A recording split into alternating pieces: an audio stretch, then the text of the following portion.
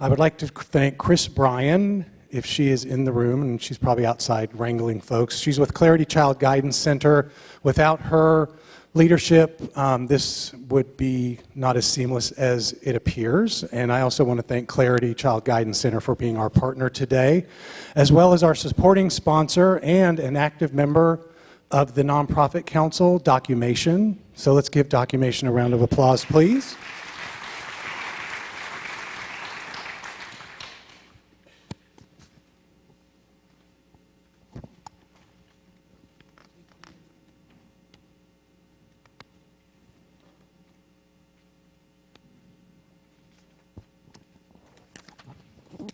All right. I'd also like to recognize a few folks in the room, most specifically our executive committee of the Nonprofit Council.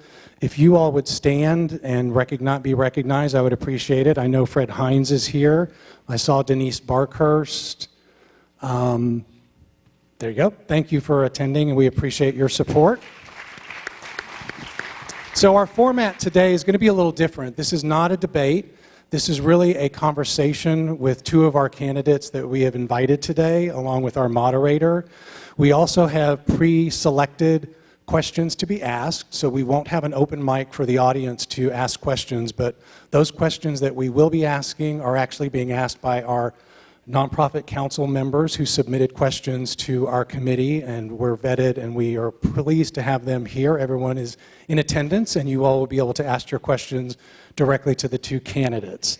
It's right now my pleasure to get this thing going and introduce Gilbert Garcia. Gilbert has served on the Metro columnist for the San Antonio Express News since 2012. He's a native of Brownsville, Texas, with 20 years experience writing for weekly and daily newspapers.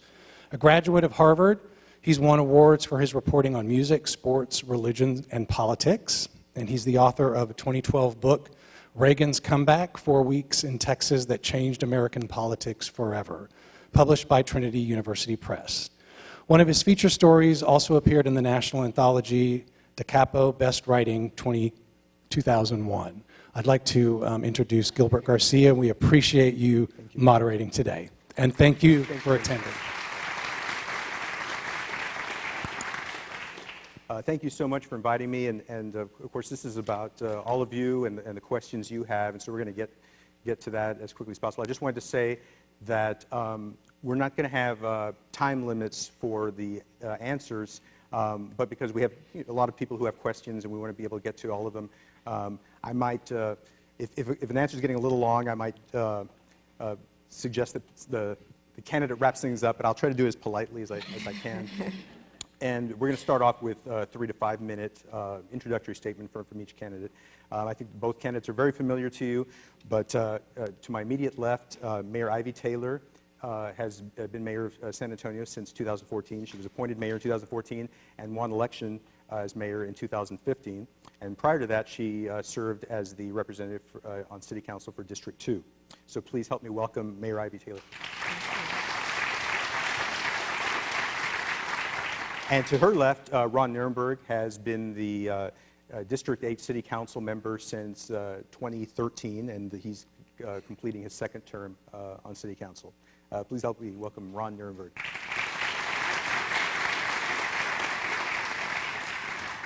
Once we get to the questions, we'll be trading off as far as who goes first, but as far as the opening statement, we can begin with Mayor Taylor. Okay, well, good afternoon, everyone. Thank you for taking the time to be part of this event and learn a little bit more about our perspectives and what we bring to this very important leadership role for our city. It's been my privilege and honor to serve as your mayor for almost 3 years now, though if you had asked me when I was fresh out of graduate school at Carolina, go Tar Heels tonight, if you had asked me back in 1998 when I left with that master's degree in city planning in my hot little hand, if you'd asked me what my dream job was, I would have told you to be executive director of a faith-based nonprofit. Because at Carolina, our focus, well, my focus was on affordable housing and community development, and I really drank the Kool-Aid on the incredible power of the nonprofit community to facilitate community change, social change. And I came to San Antonio because of a few nonprofits. One was called NCCED, the National Congress for Community and Economic Development. Some of you may remember them. They're now defunct. They had a program where they funded a graduate student to work with grassroots organizations, and I was selected by the San Antonio Affordable Housing Association to be their summer intern in the summer of 1997. So when I came here, I immediately became familiar with those in the nonprofit community, specifically working in affordable housing. A young man that I met at a church here kind of provided some more guidance and direction for what I'd be doing with my life. I met my husband when I was here that summer, and he's a native. So I moved back here, and we started a life together. I started a career at the city of San Antonio because I didn't find that dream nonprofit job when I first moved here. But throughout the positions that I've had, I've managed to always work closely with nonprofits. I was a grants manager for the home program, which I hope doesn't go away. During the 6 years that I was a city employee, I was a vice president at Merced Housing Texas, focused on affordable housing development in our community. And then when I moved on to being the District 2 council member, because we didn't receive council pay, I was a professor at UTSA where I taught classes on nonprofit management. And I'd like to thank those of you who were kind enough to come and talk to my students on a few occasions. That includes Scott McInich as well as a few others. I also served on a few boards, had the privilege of being board chair of Healthy Futures of Texas. So I've been around the block when it comes to nonprofits, and I still feel very passionately about what you all bring to the community, because I definitely don't believe that we at City Hall alone or working through economic development and business alone can address many of the very challenging issues that our communities face. I believe we need to be in partnership with the nonprofit community, and that's what I've sought to do throughout my time of public service. I can specifically point to my work on the East Side when I was a District 2 council member as a great example of the kind of collaboration that can occur when you bring various parties together from governmental and nonprofit in order to focus on place-based community development. So what I'm focused on as mayor really is connecting people to opportunity. There are a lot of other things that I have to focus on and do during the course of the job, but I want you all to know that I come from a real place of passion about connecting people to opportunity. And should you give me the chance to continue serving as your mayor, I'll continue on that path. Thank you, Mayor. Councilman. Well, good morning, and thank you all for having us this morning to have an in-depth conversation about the work that you all do. And it is with great humility that we're here, because we all know the role that you play in a community that's trying to address some of the serious challenges that have vexed us for a long, long time. So thank you for what you do. My name is Ron Nirenberg. First and foremost, and something you should know about me is that I'm a very proud father of an 8-year-old son who has now grown up from year 3 to what he is now 8 in this life of public service. And it's important to me to tell you that because it's through his eyes that I try to look at all of the decisions that we make at City Council. I think politics these days, most of us would agree, is far too short-term focused and far too focused on just the basics, and forgetting that real people have experienced the consequences of the decisions that we make for a long, long time. So he's a very important part of my life as a public servant. I'm also the very proud husband of Erica Prosper, who herself is a community servant. She is a business leader, will be the 2018 chair of the Hispanic Chamber, but she has spent the most of her passion in the areas of migrant education as well as women's leadership. She is a devoted community servant as well, and I'm indebted to her every day for being able to do this work on City Council. You may know that for the last 4 years I've been the City Councilman for District 8, which is the I-10 corridor. You may also know it as one of the fastest growing places in the entire city, in the entire state, and perhaps even the country. It's also the place where we experience the diversity of San Antonio, from socioeconomics to demographics, to politics, to religion, you name it. If it's in the city, it's in District 8. And it has been an extraordinary opportunity for us to be aggressive with good policy, good social policy, making sure that we have a balanced city that is taking care of its citizens' needs. I got to San Antonio in 1995 from Austin to go to Trinity University. And when I graduated from Trinity, I went to the University of Pennsylvania for graduate school. I met my wife there. She was the only other Texan in the program. And I chose to follow my heart as opposed to my career back to San Antonio, because the reason why we wanted to move back here and raise a family and build a career is because San Antonio was a diverse place. It was a place where you could build a career. You could find an affordable and safe place to live. You could feel like the best days of your lives were still in front of you. And that's honestly what I think we want our citizens to feel like. That's how we want our children to feel.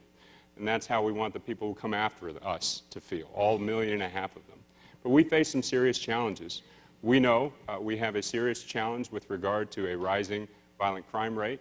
We know that we have an affordability gap in San Antonio, where the point that the average family in San Antonio can no longer afford the average home that's being built in San Antonio. That's an extraordinary challenge. And we continue to see our city leading on difficult and important challenges to our communities, such as domestic violence, child abuse and neglect, drunk driving, substance abuse. These are things that, if we do not address them as a community, they will be left unaddressed. And let's be frank, everything that happens in our community, if it's not addressed, falls onto the local constituents and creates challenges throughout our city. So I've been aggressive on making sure that we support the nonprofit community and the work that they do.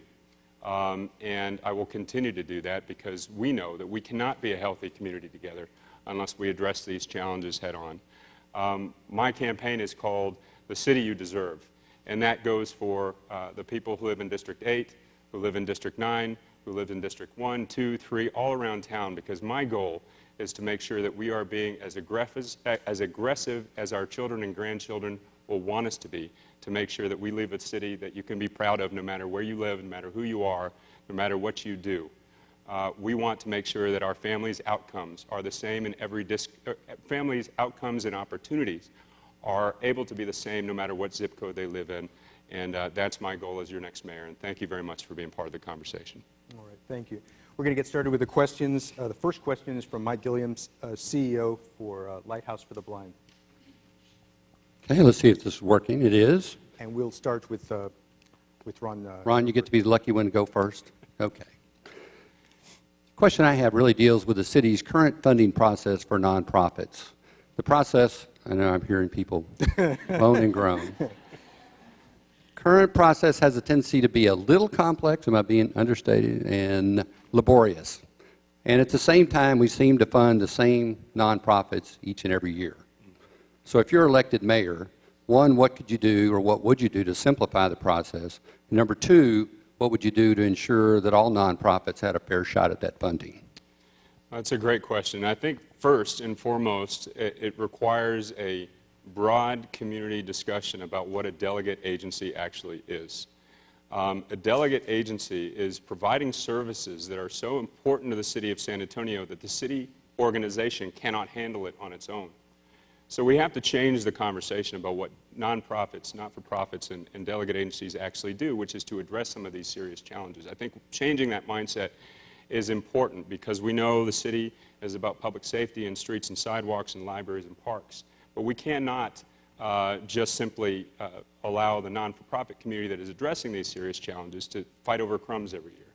I think some immediate things that we should do are already underway. I've been a strong supporter of consolidating our approach, making more comprehensive continua of care. So rather than just focusing on homelessness, we're focusing on the continuum of causes of homelessness, including substance abuse and family violence and so forth. But I also think the process itself needs to be simplified. If you go on to the delegate agency application website, for instance, there's 35 forms that you can download to fill out. And it really discourages nonprofits from even applying, for even vying for that funding.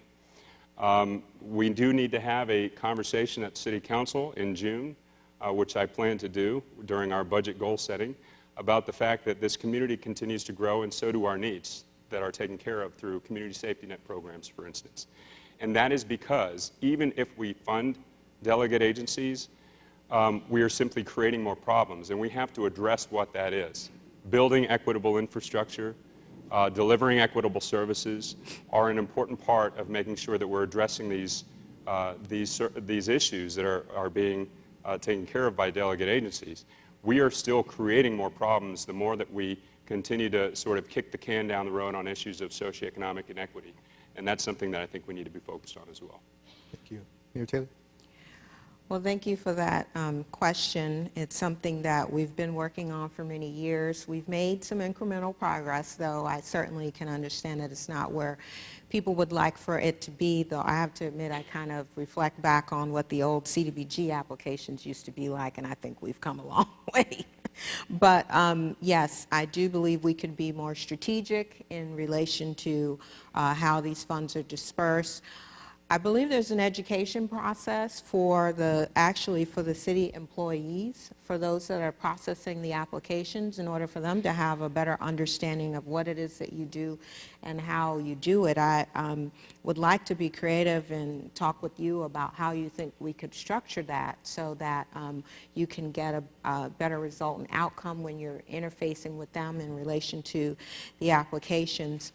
I had advocated a few years ago that we would have a line item every year set aside for new agencies to get funding, because I recognize that the way the system kind of works now, if you got in 15, 20 years ago, you know, there's kind of like a recurring funding, and that makes it really challenging for smaller, more grassroots-focused organizations to have a bite at the apple at the city, and I think that is something that we need to continue and actually expand. I would like to have some conversations, though, well, I've been having a few. I've come out and talked with y'all a few times, but to continue the dialogue about the process and your role as far as you know, how you all lobby the council members to continue funding. I understand that everyone is advocating for their agencies, but it becomes part of a political system as well. We can work really, really hard to improve the objective criteria part of the process on streamlining applications, helping staff understand what you do, getting the categories right, but then that's always seems to be counterbalanced with the political side, right? The advocacy and communicating that what my agency offers is so critical, it has to be continued indefinitely. So I'm not saying I have an answer for you on that aspect, but I think it's really important to recognize that that's part of the entire dialogue for us to face those tough questions and then work together to figure out how we can resolve them. Well, as a follow-up to Mike's question, and you all addressed this somewhat, but getting a little more specific on the funding issue, for those who are here representing some of the smaller organizations, what would you tell them about what, as mayor, you'd want to do to make sure that they are given ample opportunity for funding? The smaller. Sure. Well, I think having some funding set aside for those first-time organizations definitely is a key first step. Maybe we should also look at budget size, the size of the nonprofit budget, as far as how much funding we give, because that could provide more entree for organizations that are much smaller to be able to get some funding from the city. Yeah, I agree with that approach that we do have funds set aside for new nonprofits. I also think something that needs to happen is that we need to extend the terms. We all know the dialogue about why it's challenges with 2-year terms for city council members. It's also challenges to have nonprofits who are engaged in some really serious issues plan their programming years out every 2 years. We should be looking at extending that so particular nonprofits that have been around for a while don't face the sunset kind of provisions that are baked within our budget session, but they actually have a long-term period of planning for staffing and for achieving grants that could be leveraged through local funds as well. Okay, thank you. Our next question comes from Robert Salcido with Pride Center, San Antonio.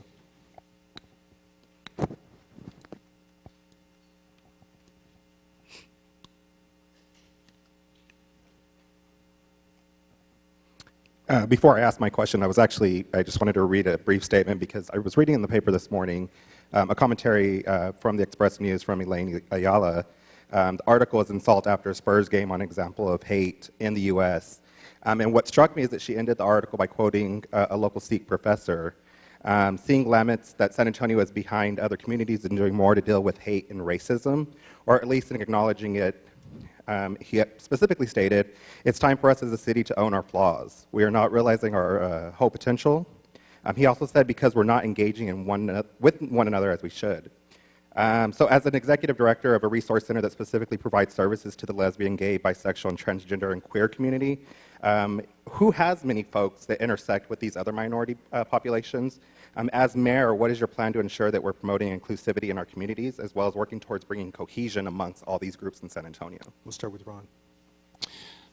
And thank you for your service, Robert. I think that building a culture of inclusion and compassion begins with the rhetoric that comes out of City Hall.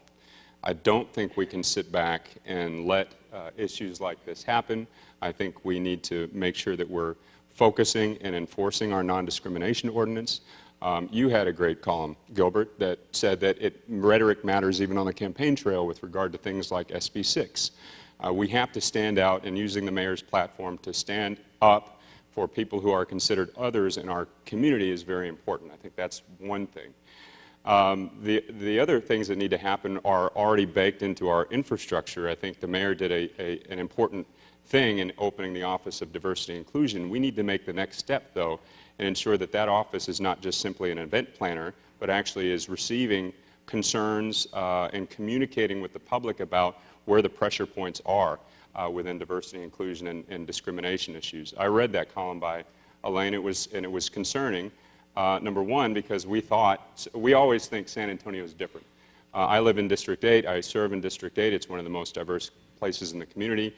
We have a lot of thanks to give to the people within Oblate for hosting organizations and fostering interfaith dialogue. We have, I believe, 3 mosques, 2 temples, several synagogues, every single denomination you can practice within the state of Texas, I think, is within the 2-mile radius of Babcock and Huebner. So there's a lot of diversity in our city, but diversity is not enough. We have to embrace it, and I think we do that with the way we set up our departments, the way we enforce non-discrimination, the way we stand up when things go wrong. And I'll just have to say, I thought it was an extraordinary thing. Senator Menendez and I set up organization or a event series called Cultural Conversations to address issues of otherness and help people to be educated and overcome their ignorance about other people in our community. It continues to go. We started that after a rash of anti-Semitic acts within our community. What people don't realize is some of those things grab attention, and they should, and I'm glad, and we should take advantage of it to show that that kind of activity and that kind of dialogue and rhetoric is not welcome in our community. But we still have work to do, because I will tell you, on almost a weekly basis, we hear reports about other kinds of hate crimes, whether it's the LGBTQ community, whether it's the Muslim community, whether it's you name your other category. We have to stand up and make sure that we have strong statements coming from City Hall, from Council, from the Mayor, to make sure that we express what the values of San Antonio are. Thank you. Mayor? Well, as was mentioned, when I got into the mayor's office, I worked with the manager to create the Office of Diversity and Inclusion, and I hope the staffer that we have there has been helpful in some of the dialogues that she has helped to create and training sessions. And I believe there's another position there that's either hiring right now or about to be filled. And so we want to continue providing that resource for those conversations throughout the community. I certainly believe that yes, it is important that all of our elected leaders provide that reassurance that we're a welcoming and inclusive community. I do believe that's important, and when we're making decisions regarding boards and commissions and task forces, that we try to be representative and inclusive. But at the end of the day, that doesn't change people's hearts and minds. And that's the hard work that needs to occur, the one-to-one, the man-to-man, woman-to-woman, or whatever. That really is what needs to occur in order to move beyond tolerance. I can't say that as mayor I have the answer to how exactly that occurs. I believe that there are a lot of forums where that can occur, either through organizations like yours, Robert, or some of the other nonprofits and faith-based community, but I think we all have to be willing to get outside of our comfort zone on every side in order to understand the perspectives that different people bring to the table, and in order for us to be able to embrace each other and be able to work together more effectively to make San Antonio a better community. And I'd be willing to work with anyone that wants to help make that occur on a more personal level. You know, the example I point to, just because we had a black president doesn't mean that we're post-racial. I mean, you just gave example of, you know, racist comments that were made.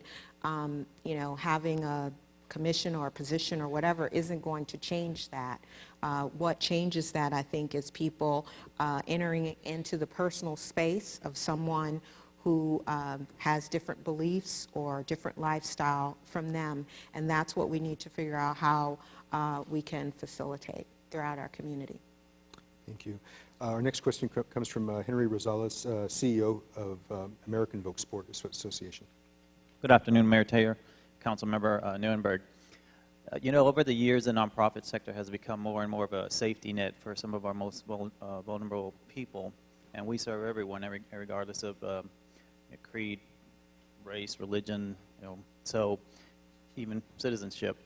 So when you're elected mayor, would you offer sanctuary to our law-abiding immigrants?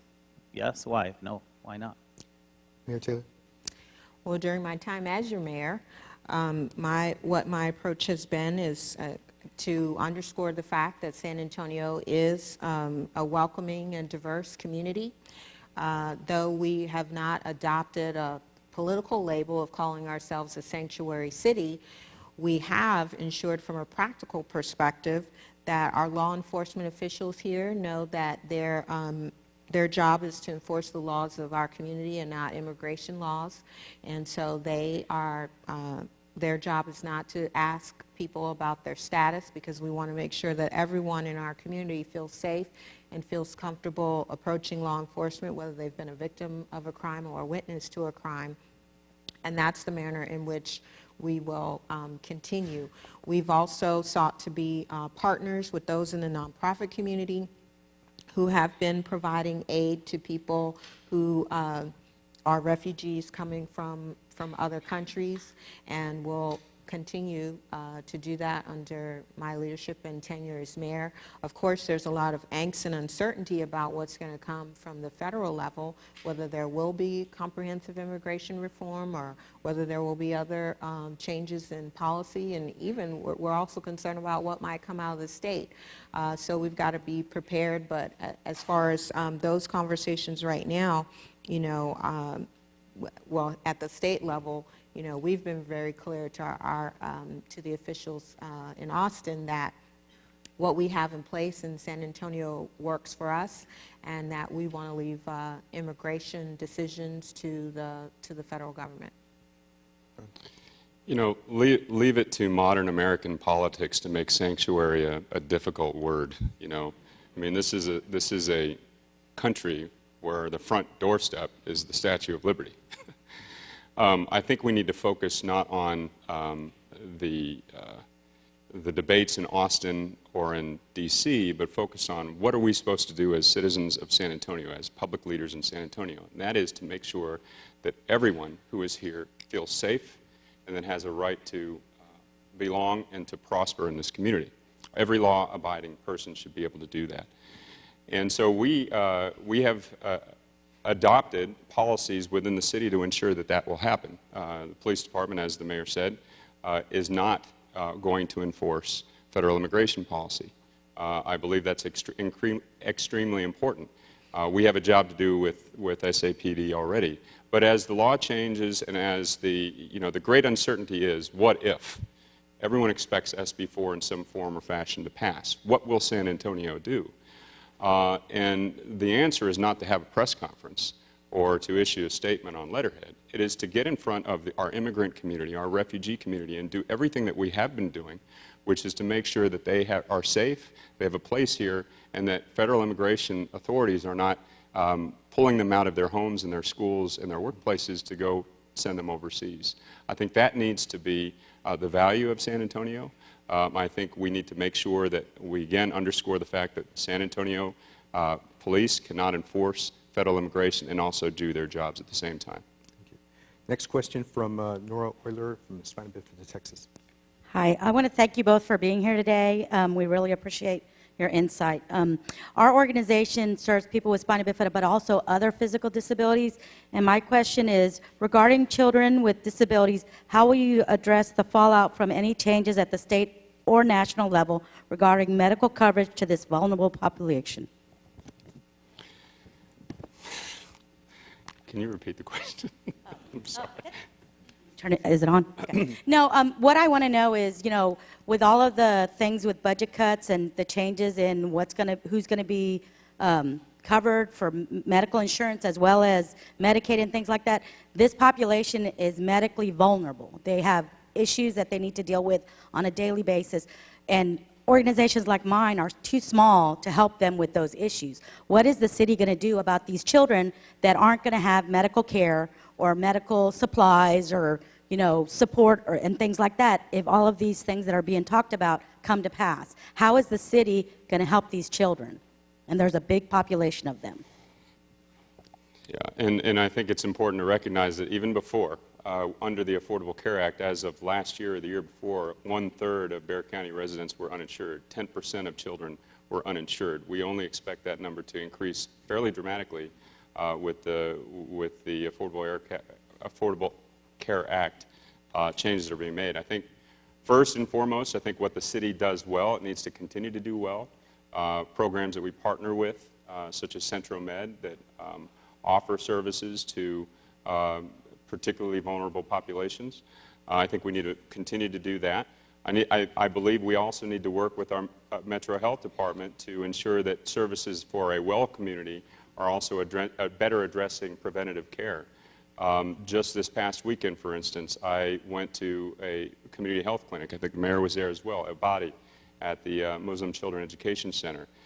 There are many different organizations, non-for-profit organizations, that are filling the gap on these services, and we have to make sure that those, especially in an era of lower resources with healthcare, fill the gap in terms of priorities at the city budget table. That's what we need to be focused on.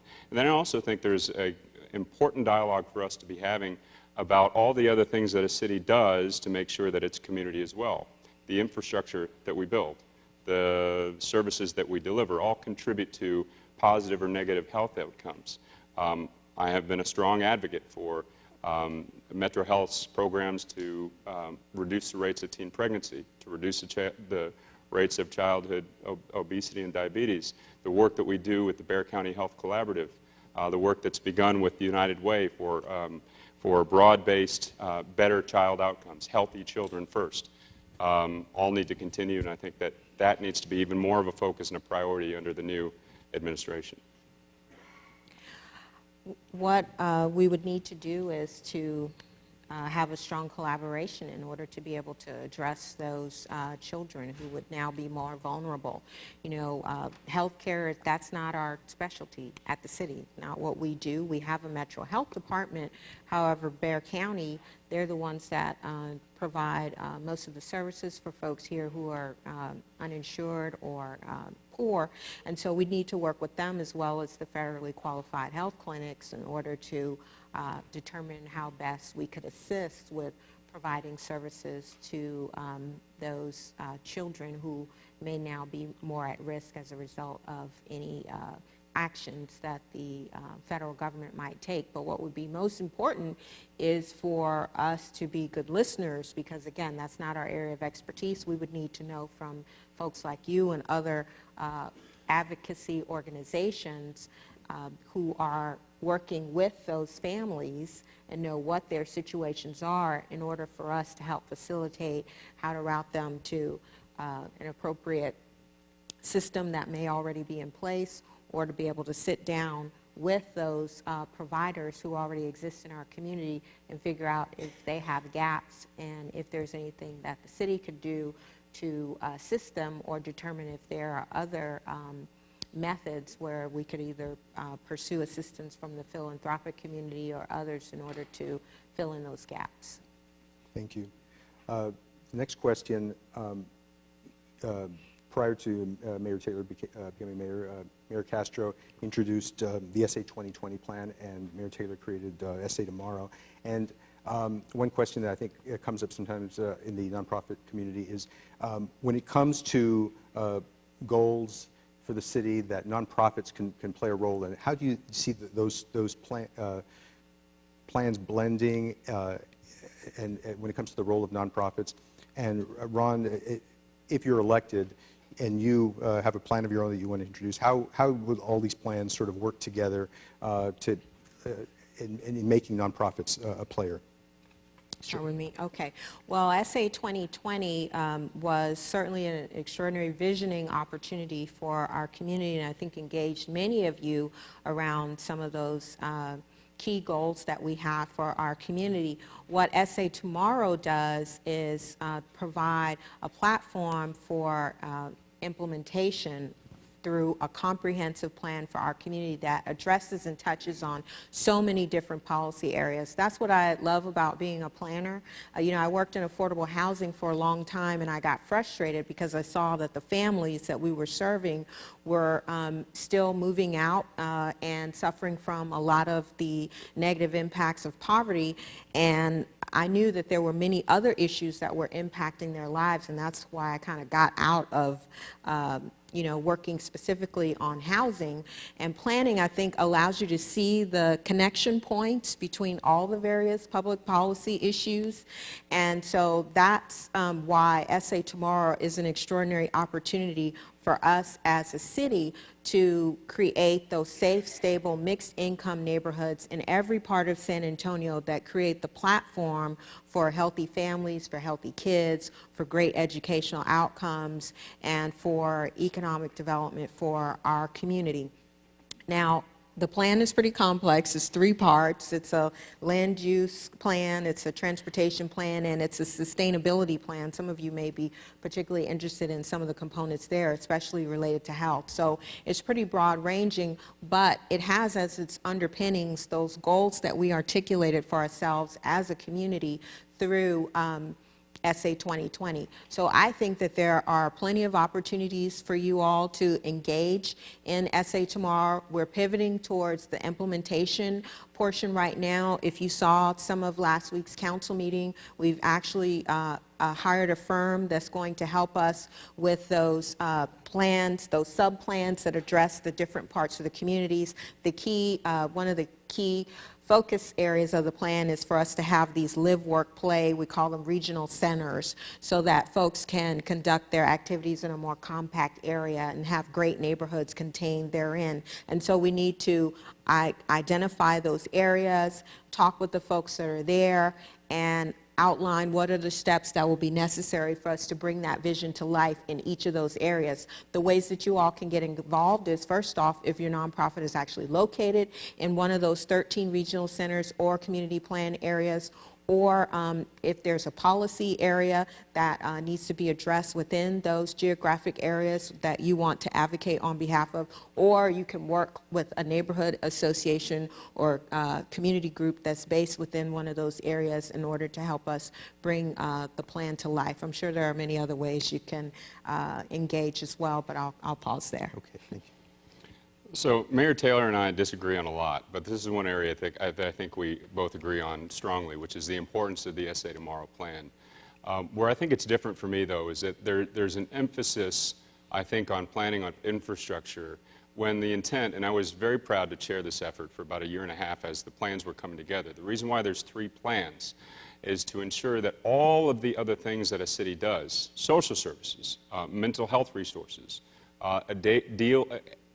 things that we use to deal with, you name the issue that you're facing right now in your nonprofit, are also supposed to be integrated within this plan.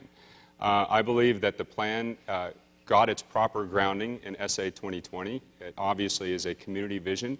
We need to now focus on the implementation. And the difference, I guess, and the concern that I have is that we treat this as any other plan that we've had. We have hundreds of plans that sit on desks that are on our shelves that have never been cracked before. And they're beautiful plans, and there's a lot of community input involved.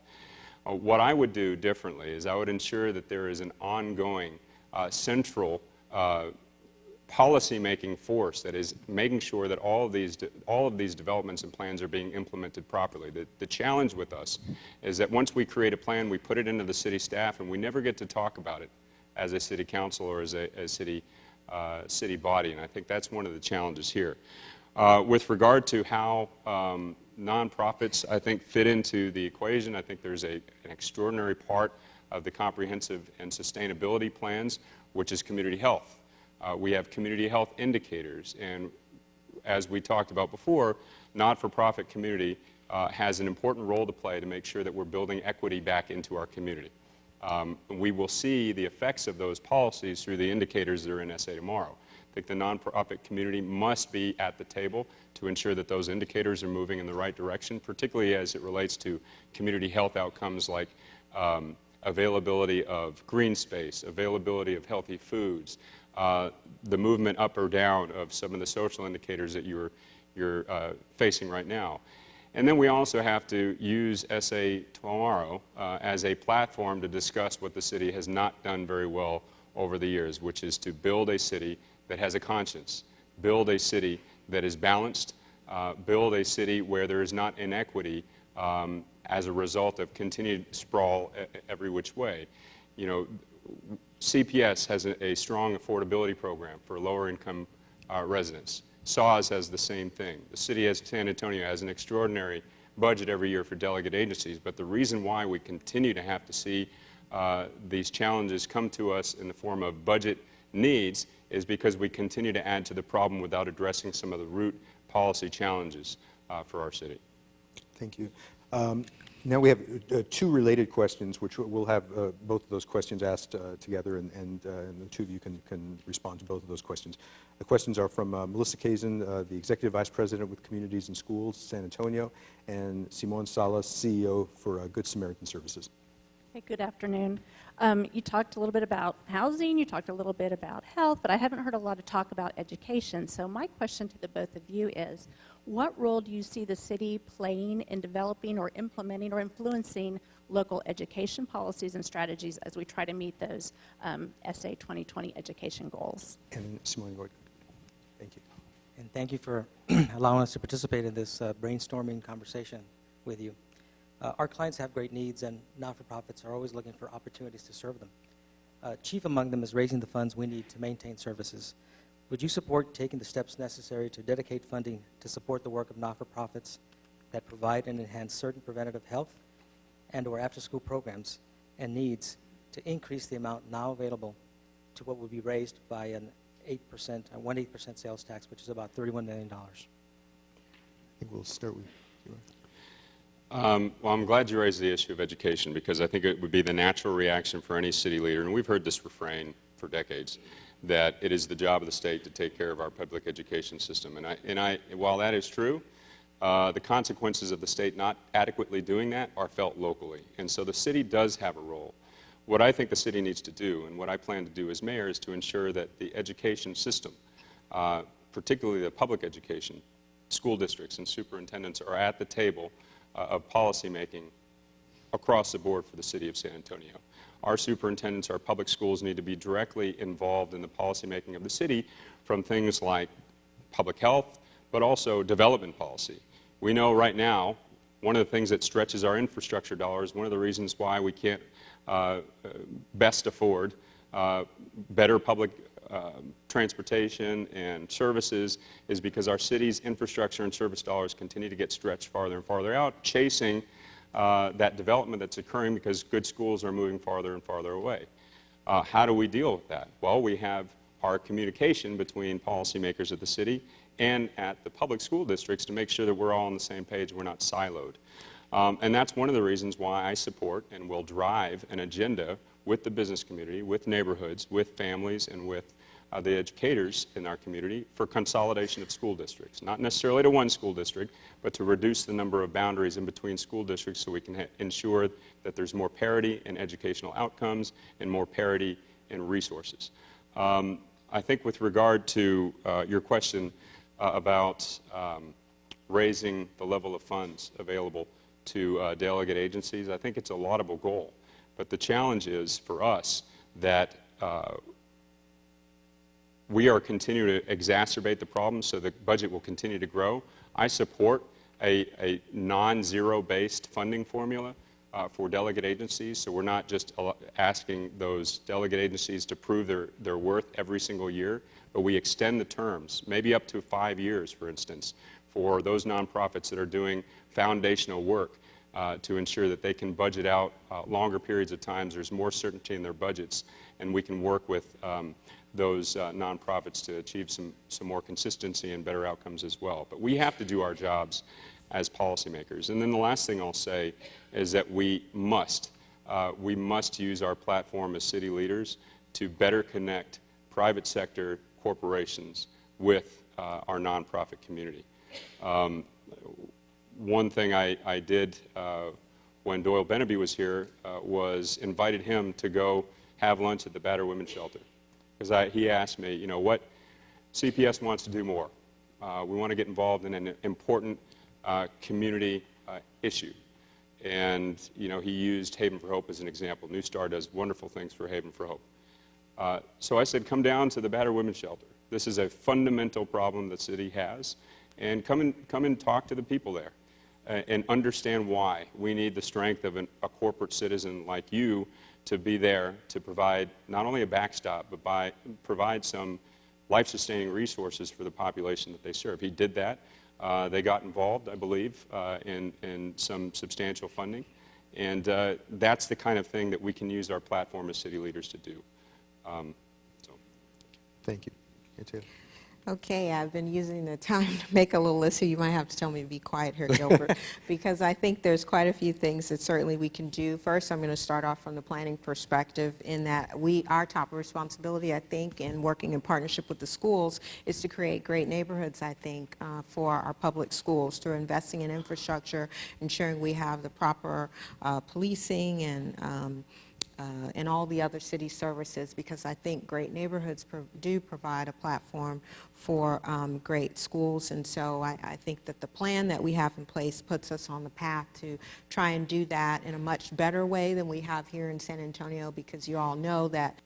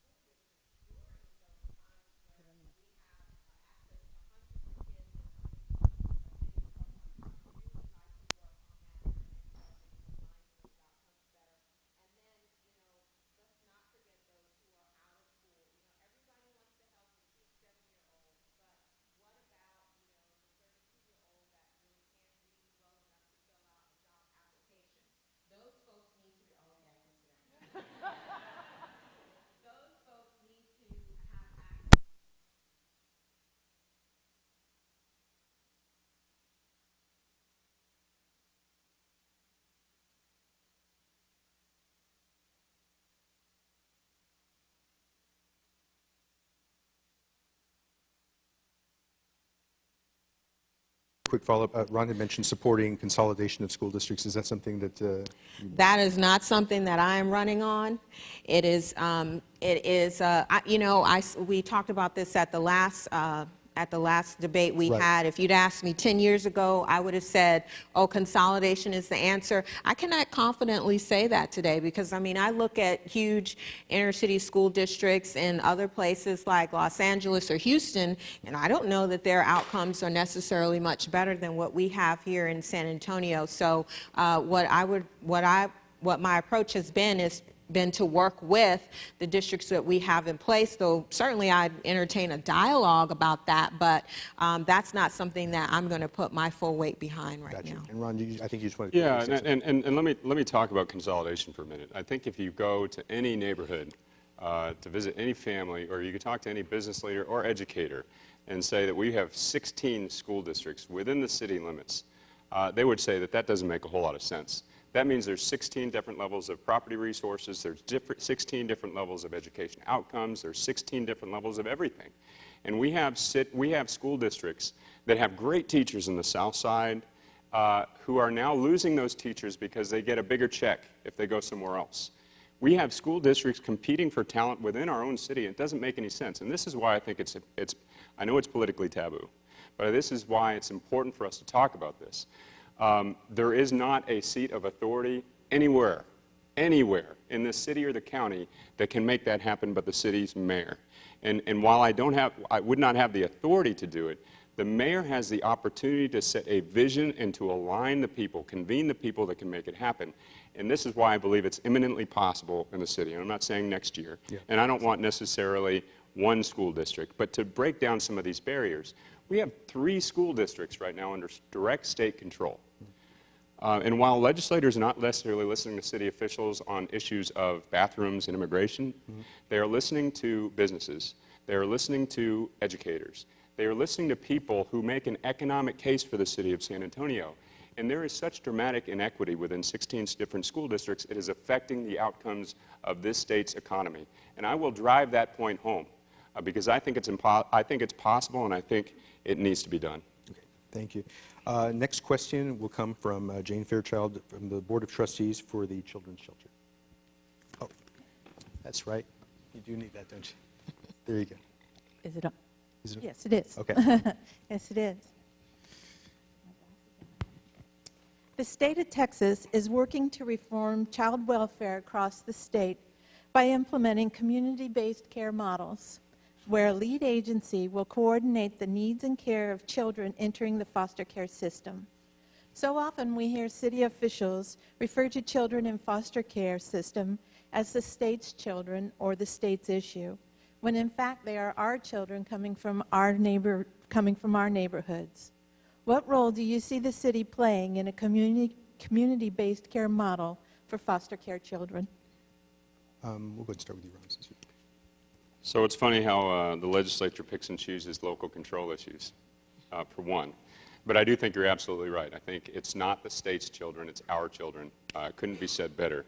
I think that the legislation that has been filed, championed by even our speaker, are positive moves forward to help coalesce the resources here locally and to ensure that that children are getting into stable homes, sometimes with immediate relatives in a faster and more affordable way. I listen very carefully to what people like Judge Sakai have to say about this issue. And he has driven home the point that the most important outcome for a child in foster care is to find a stable home as close to the immediate family as possible. Because we know that when children are shuffled from one house to another, their chances of surviving that dramatically decrease. So we need to focus on that, and I think the community-based model is good. The fear that I have, though, is that just like with roads, for instance, when the state hands it off to local governments, they check it off. What I would want to make sure is that our legislature, our delegation, is very clear on this point. Just because it becomes a community-based model, we have local organizations taking better care of the foster system, we need to have better resources available to them. So I applaud Speaker Strauss in making that point, that we have to have resources increased, not just on an emergency basis, but on a permanent basis for our CPS system. Thank you. Mayor Taylor? What an intriguing question. I would certainly be interested in looking at some best practices if other states have implemented this, how those community-based care models have worked at the grassroots level in order for us to draw some lessons. Ultimately, what I'd like to be focused on is how we can help provide tools for those children to be successful and stable when they become adults. I do certainly think it could provide more of a platform. I'd learned years ago that here in Texas we had that program where if you've been in the foster care system, you can go to college. You know, your tuition can be paid for college, but the rates of utilization are very, very low for that, and that's such a tremendous opportunity for long-term generational stability to be created. So focusing at the community level, I think, can create a much more direct pathway for some of our young people to utilize that benefit. And again, I look at it as changing generations because, you know, many of our young people who have been in the foster care system end up parenting early and just don't have the tools to be able to set up stable households and to be able to succeed in the workplace. So it definitely sounds intriguing. I'd like to learn more about what some of the models are out there before I could say what it is that the city could do. I'd certainly be willing for us to take a closer look at the variety of services that we provide and, you know, how our Human Services Department operates to determine if there's a way for us to support that model and provide more direct assistance to those children. Our next question comes from Fred Hines, the CEO with the Clarity Child Guidance Center. Mayor and councilman, we really appreciate you all being here. Gilbert, we appreciate you being Thank here you too. very much. We all know that a large percentage of kids and adults with mental health issues never get service. Two of the key reasons for that are access and a problem that relates directly to access, and that's a real shortage of mental health professionals out there. The state and the federal governments are looking at this to a great extent. What do you think the role of the city should be in looking at these issues? We'll start with Mayor Taylor. Well, actually, I just left a meeting where we were talking about this very topic. So one of the skills that I've brought to the mayor's office is you know, my background with collaborating, probably going back to the fact that I worked in a nonprofit where you never have enough money to do everything that you need to do and want to do. So since I've been in the mayor's office, I've worked with the Bexar County to create something called the Criminal Justice Coordinating Council, because the city, you know, touches these folks in some ways, and then the county has many of the resources as well. And so we had our meeting, we had our quarterly meeting at 12:30 today, and we actually had a very interesting presentation on the folks who have severe mental health challenges and how they impact kind of the system as far as the services that are available. It was really interesting. They talked about 500 people in the community that are, you know, I guess the McDonald's term, heavy users, right, of the system, and the fiscal impact of that, and how we could potentially improve the outcomes for the entire system. At the end of the day, it's going to come down to additional collaboration. The city doesn't have a new line item that's available right now for a funding. In fact, we're playing defense on so many fronts from the state and the feds as far as cuts that we're anticipating for existing services that we provide. But I do believe that we could be creative and continue that dialogue with the county. And I think the fact that we have been collaborating, discussing, collecting data, which that's something that I don't know if there's a data question coming, but that is an area where we as a community are in a severe deficit. And if we could really improve on the data collection, I think it could open a lot of doors for us in the philanthropic community. not just here locally, but nationally through having that data and then those proven collaboration models that show kind of best practices would allow us to be able to apply for additional funding. But I will just let you know that when I was thinking out loud at the meeting today, one of the areas that I suggested we should explore more is how we can work better with the faith-based community. Now, I know some of your organizations come out of a faith model, but I believe that there are a lot of churches and other institutions out here that have tremendous resources that want to help make people's lives better, that could possibly provide some of that glue and the wraparound services that can assist some of these folks that have severe mental health challenges in trying to gain stability. That's something that since I've been mayor, I've been focused on working in a much more strategic way with the faith community and letting them know what are the things that we need beyond just basic, food, shelter type of services. What are the ways that you can strategically work in our community to advance some of our goals? And I definitely think that mental health is one of them, and I'm looking forward to exploring more ways to do that. We do have to play defense a lot, especially in the current legislative environment, but this is actually an area where we can play offense because we do have a speaker who I think understands the importance of this issue. So I think just as we do go complain about things that are happening in the state, we also have to go advocate, and I think this is one of the areas where we can do that. Also, I think at the city level, there is a wide recognition that we lack in mental health resources across the board. Even the VA and the Defense Department is lacking mental health resources, and we need to work with that. One of the ways that I think we do that is through alignment of all of these issues. It's not just about homelessness. Homelessness is correlated with a lot of other issues, including mental health. So more efficiently allocating the resources that we do have dedicated to delegate agencies in that way to help boost better outcomes through mental health services in the city is one way of doing that. And then finally also, closer collaboration with Bexar County and a mayor's leadership on the Bexar County Health Collaborative, and particularly with the work that's being done to identify through the reports that they generate, I think, every other year or every year on mental health outcomes, and then aligning the policy priorities with the county and the city together at the table. Thank you. Our next question comes from Maureen O'Neill with San Antonio Pets Alive.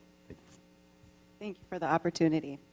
How does animal welfare play into your vision for a vibrant San Antonio?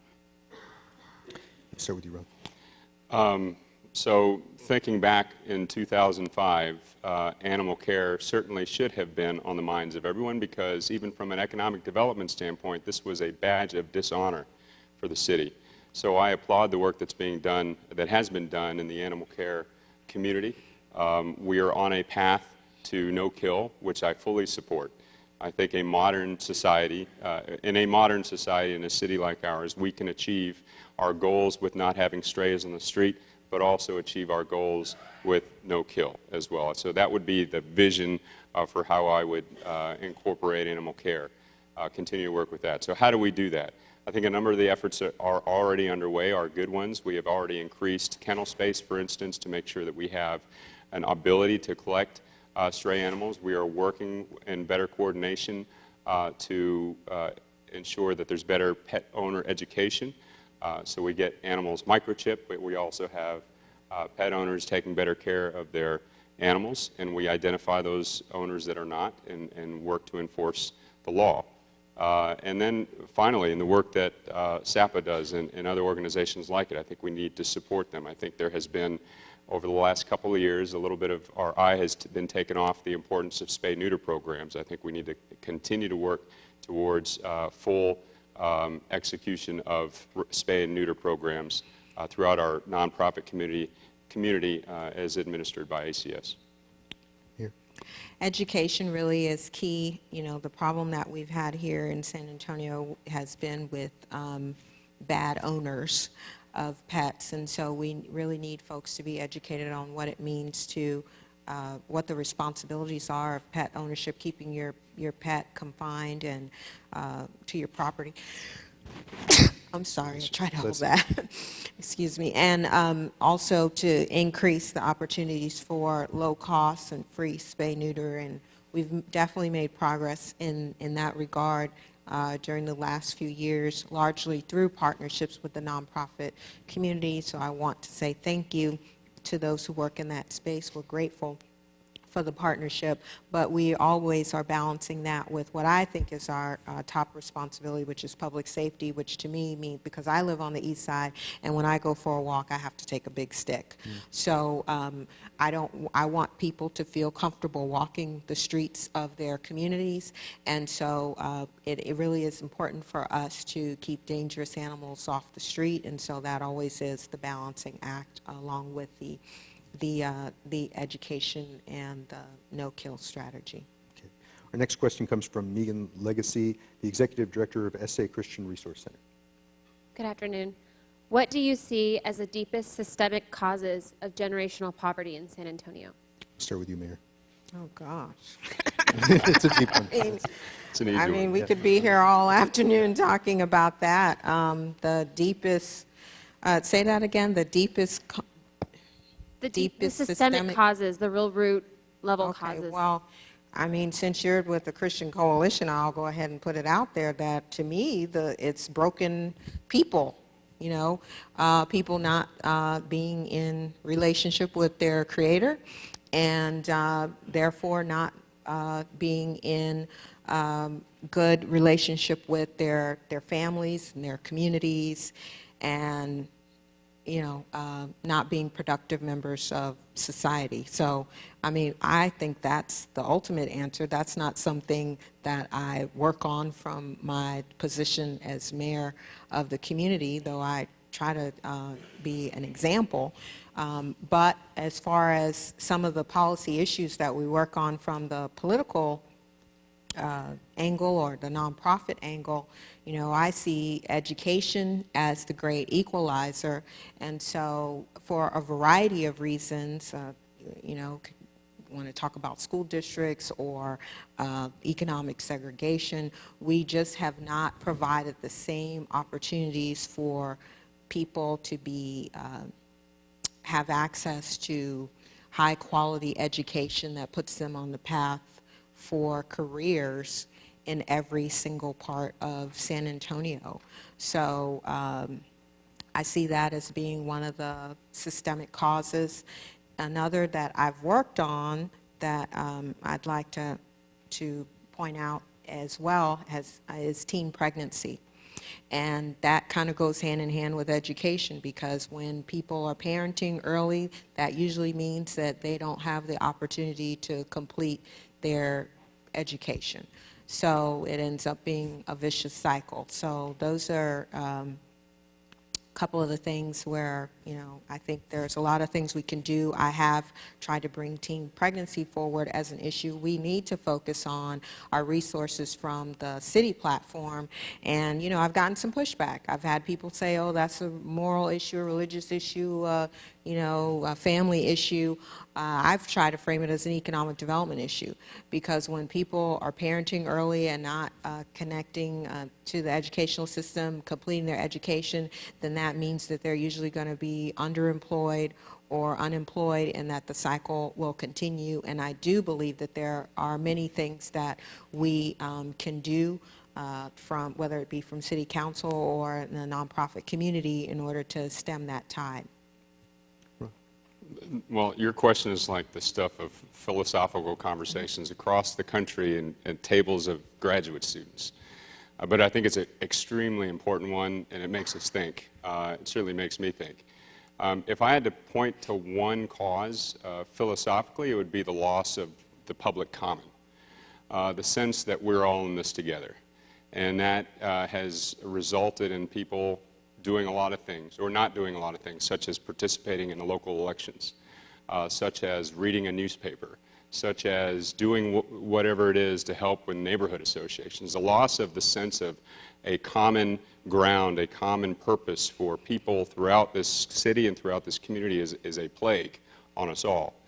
But I think from a public policy standpoint, it manifests itself in several different ways. It's one of the reasons why I've been focused during my tenure on issues of transparency and ethics and accessibility of policymaking in City Hall. One of the reasons for that is that I talk to constituents all the time that say, you know, we know what you guys are doing. It's all happening to us. This community continues to grow, and my neighborhood, it has a green belt behind it. I know it's going to be a shopping mall one day because there's nothing we can do to stop it. Well, that's not true. I mean, we can do better with growing a more sustainable community in a lot of different ways. And one of the chief policy challenges that I think our city faces that goes back directly to your question is figuring out a way. Well, there is a way. The citizens have directed us to a way through SA Tomorrow, which is why I've been very aggressive with this plan.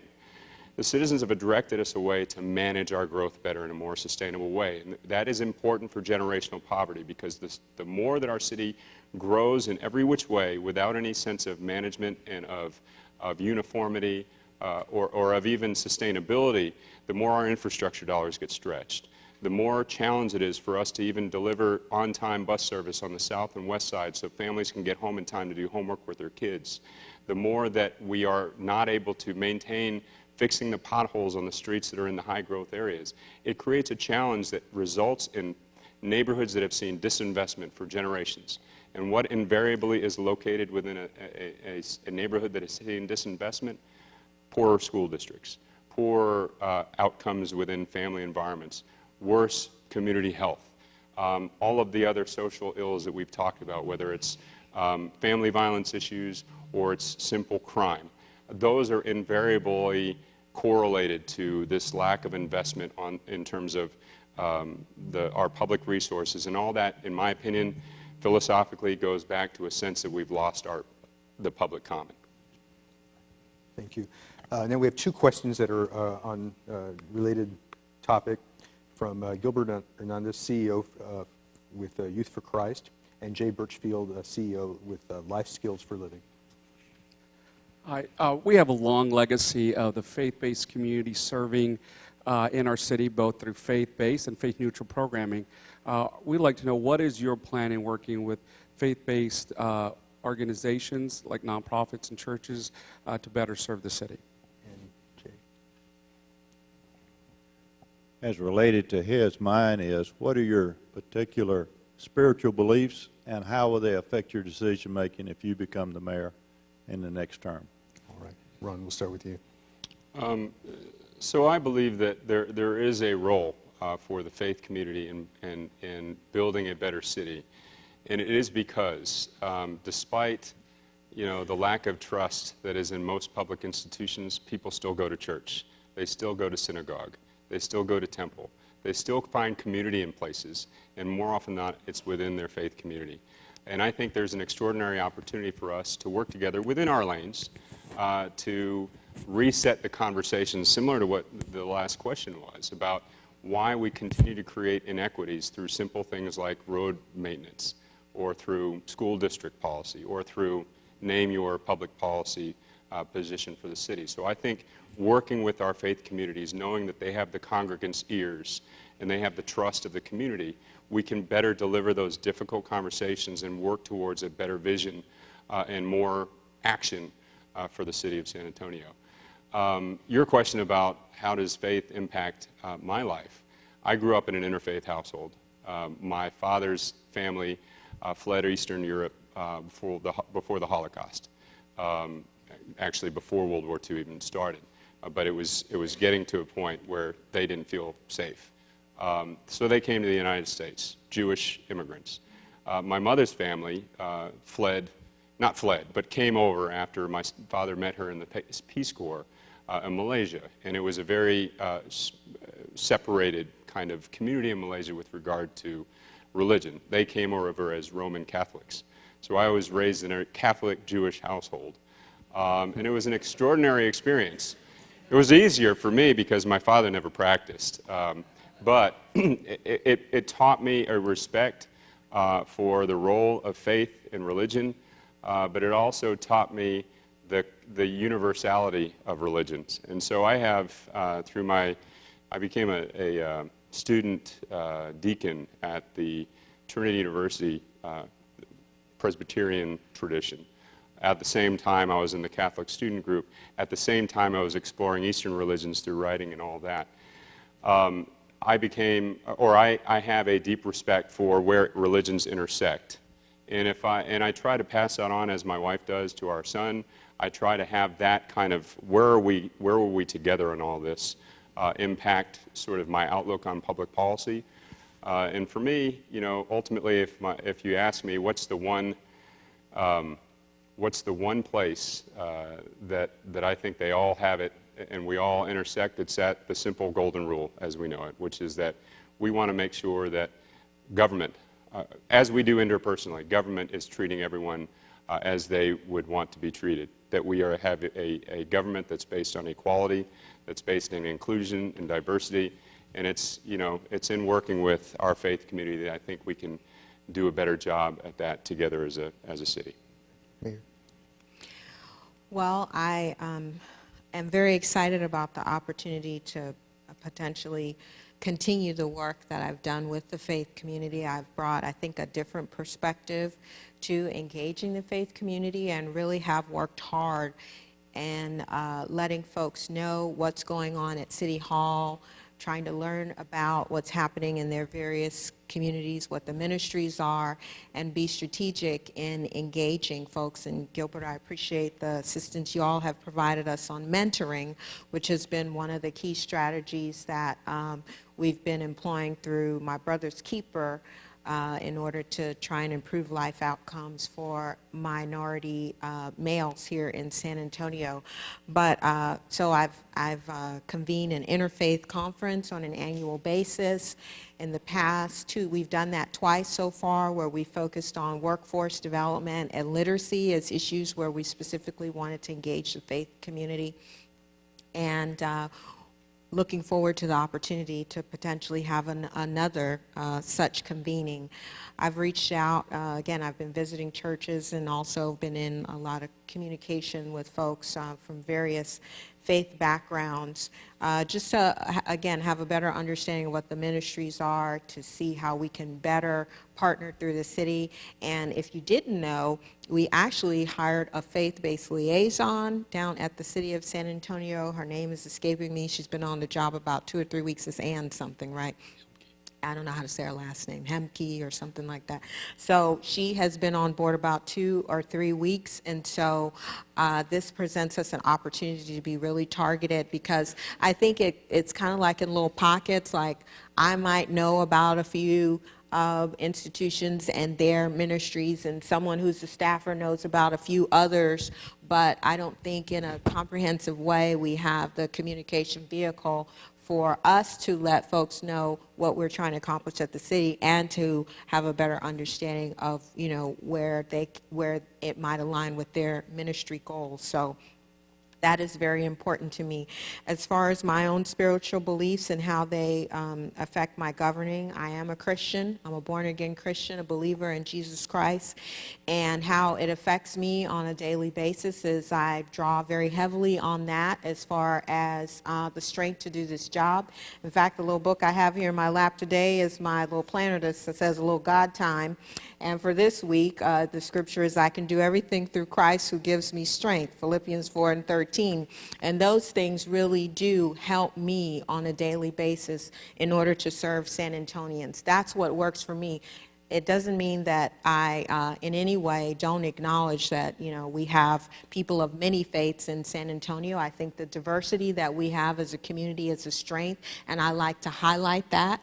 And want folks from different viewpoints to have the opportunity to know each other. But I will not diminish the fact that that is what gives me personally strength to be able to do this job, which is quite challenging. Thank you. Well, we have one more question left, and I think this is going to wrap things up really well. This is from Don White, the Executive Director of Christian Assistance Ministry. Good afternoon. Thank you all for taking this time to answer so many difficult questions. I admire your strength in continuing to be able to talk and be so joyful. Councilman Nirenberg, what are the reasons that we should consider electing a new mayor over the one that we have? And Mayor Taylor, why should we keep you for another term? We'll start with you, Mayor Taylor. I like that question. I'm sure you got an answer for that. Yeah, let's get right to Okay. it.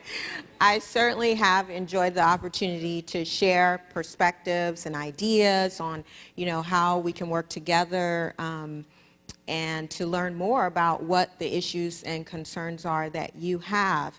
The reason why I believe that you should give me the opportunity to continue serving and providing leadership for mayor is because I believe I have been effective in this position.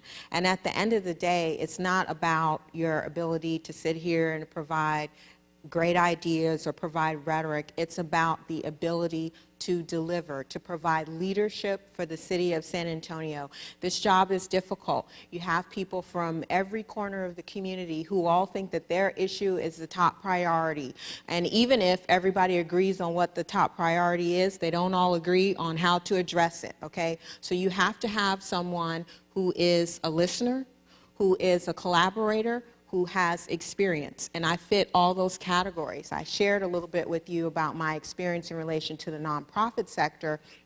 I'm also a former city employee, former planning commissioner. I told you I'm a trade and planner. Spent 5 years as a city council member and now almost 3 years as mayor. So I have the experience to do the job, and in spite of the rhetoric and narrative of this campaign, I have delivered for this community as far as results. Everything from the police contract, breaking the stalemate, addressing water security for our community, which is something that we've been working on for decades.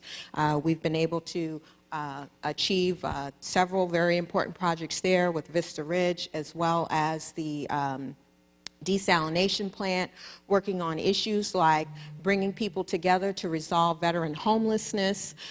We achieved HUD's definition of functional zero, and I believe that through that collaborative effort, we'll be able to learn results that we can then apply to the general homeless population so we can get more people off the street.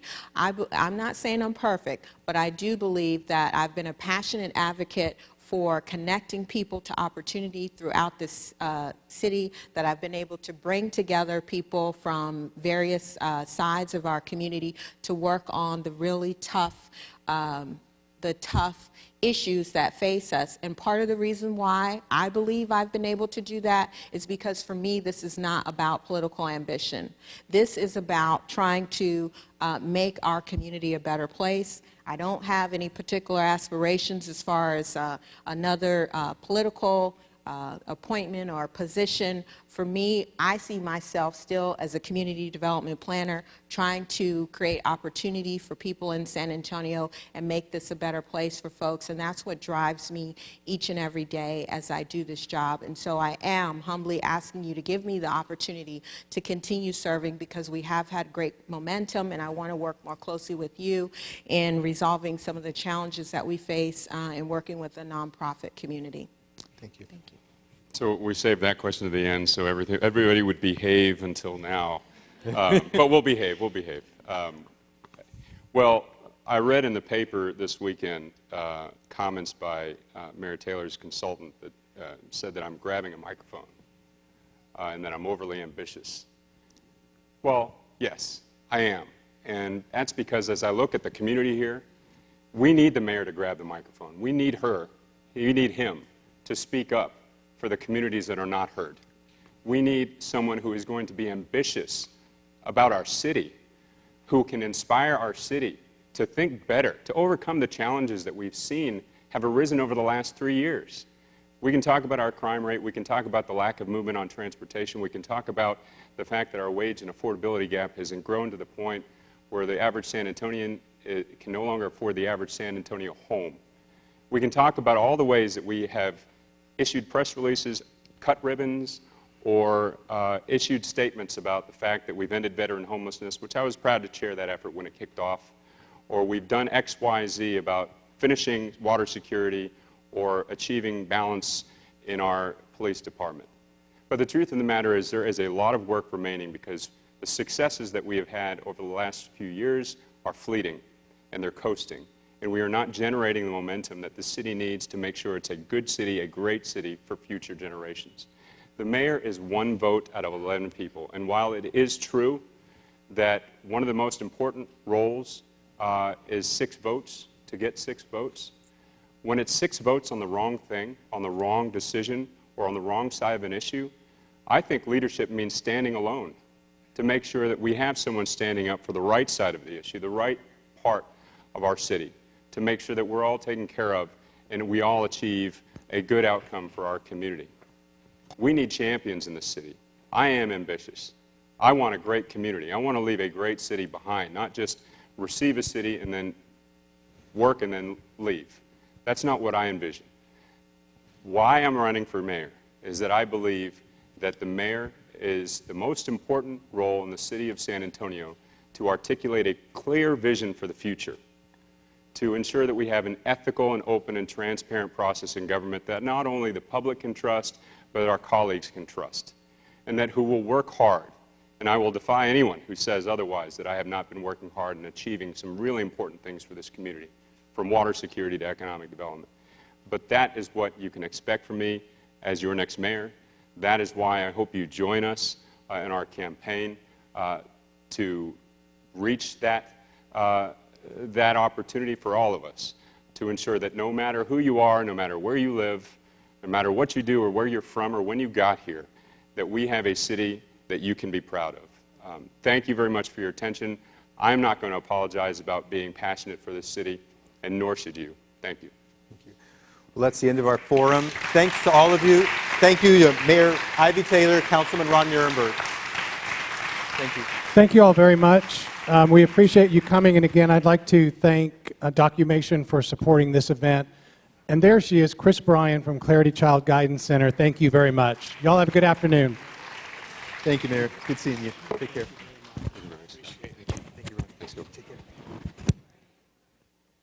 Thank you. Oh, no, I think we came out of that fine. Hi, how are you, sir? Tony Hargrove. Oh, yeah. I look forward to getting a chance. Oh, real good.